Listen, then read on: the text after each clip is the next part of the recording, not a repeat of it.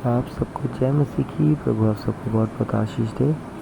आज मत्ती उसका 4 अध्याय। तब आत्मा यीशु को जंगल में ले गया ताकि इबलीस से उसकी परीक्षा हो। वो 40 दिन और 40 रात निराहार रहा। तब उसे भूख लगी।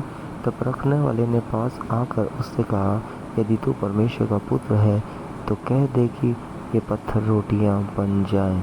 यीशु ने उत्तर दिया, लिखा है, मनुष्य केवल रोटी ही से नहीं परंतु हर एक वचन से जो परमेश्वर के मुख से निकलता है जीवित रहेगा। तब इब्लीस ने उसे पवित्र नगर में ले गया और मंदिर के कंगूरे पर खड़ा किया और अपने आप को नीचे गिरा दे, क्योंकि लिखा है। उससे कहा, यदि तू परमेश्वर का पुत्र है तो अपने आप को नीचे गिरा दे, क्योंकि लिखा है, वो तेरे विषय में अपने दूतों को आज्ञा देगा और वह तुझे हाथों हाथ उठा लेंगे, कहीं ऐसा ना हो कि तेरे पाँव में पत्थर से ठेस लगे। यीशु ने उससे कहा, ये भी लिखा है, तू प्रभु अपने परमेश्वर की परीक्षा ना कर। फिर इब्लीस उसे एक बहुत ऊंचे पहाड़ पर ले गया और सारे जगत के राज्य और उसका वैभव दिखाकर उससे कहा, यदि तू गिरकर मुझे प्रणाम करे तो मैं ये सब कुछ तुझे दे दूंगा।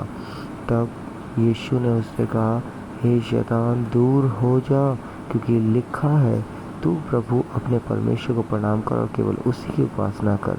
तब शैतान उसके पास से चला गया और देखो, स्वर्गदूत आकर उसकी सेवा करने लगे।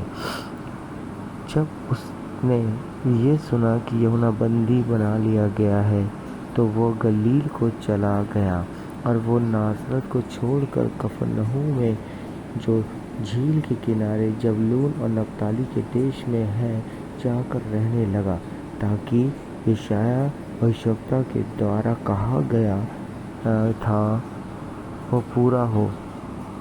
जबूलून और नप्ताली के देश झील के मार्ग से यरदन के पार अन्य जातियों का गलील, जो लोग अंधकार में बैठे थे उन्होंने बड़ी ज्योति देखी, और जो मृत्यु के देश और छाया में बैठे थे उन पर ज्योति चमकी। उस समय से यीशु ने प्रचार करना और ये कहना आरंभ किया, मन फिराओ, क्योंकि स्वर्ग का राज्य निकट आया है। गलील की झील के किनारे फिरते हुए उसने 2 भाइयों अर्थात शमौन को, जो पतरस कहलाता है, उसके भाई अंद्रियास को झील में जाल डालते देखा, क्योंकि वे मछुए थे। यीशु ने उनसे कहा, मेरे पीछे चले आओ तो मैं तुमको मनुष्य के पकड़वाने वाले बनाऊंगा। वे तुरंत जालों को छोड़कर उसके पीछे हो लिए। वहाँ से आगे बढ़कर यीशु ने और 2 भाइयों अर्थात जब्दी के पुत्र याकूब और उसके भाई यूहन्ना को देखा। वे अपने पिता जब्दी के साथ नाव पर अपने जालों को सुधार रहे थे। उसने उन्हें भी बुलाया। वे तुरंत नाव और अपने पिता को छोड़कर उसके पीछे हो लिए।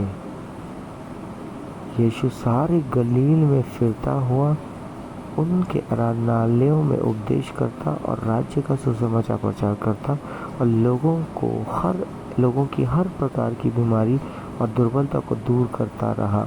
और सारे सीरिया देश में उसका यश फैल गया और लोग सब बीमारों को, जो नाना प्रकार की बीमारियों और दुखों में जकड़े हुए थे और जिनमें दुष्ट आत्माएं थी, और मिर्गी वाले और लकवे के रोगियों को उसके पास लाए और उसने उन्हें चंगा किया।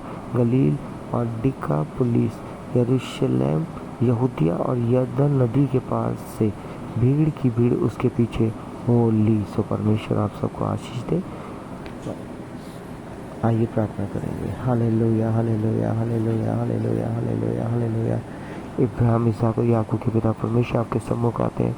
प्रभु, आज जो वचन पढ़ा गया है प्रभु, और आपके बेटे बेटियों ने सुना है प्रभु, हर एक जो इस वचन को सुन रहे हैं, जो हमारे साथ जुड़ते हैं, उन्हें आशीष करें, उनकी आत्मिक उन्नति बढ़ोतरी करें और उनके घर परिवार में कोई कमी घटी ना होने पाए।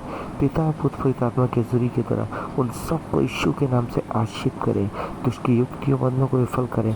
आपका आत्मा, जैसे रोमियो 8:9 में लिखा है, 1 कुरिन्थियों 3:16 में लिखा है, परमेश्वर का आत्मा जो तुम्हें वास करता है। हाँ प्रभु, आपका आत्मा जो इनमें वास करता है वो आत्मा इनकी अगुवाई करे प्रभु, और पवित्राई का जीवन दे, इनके घर परिवार में शांति आनंद बना रहे प्रभु। यीशु नाम में इन्हें प्रार्थना वचन का जीवन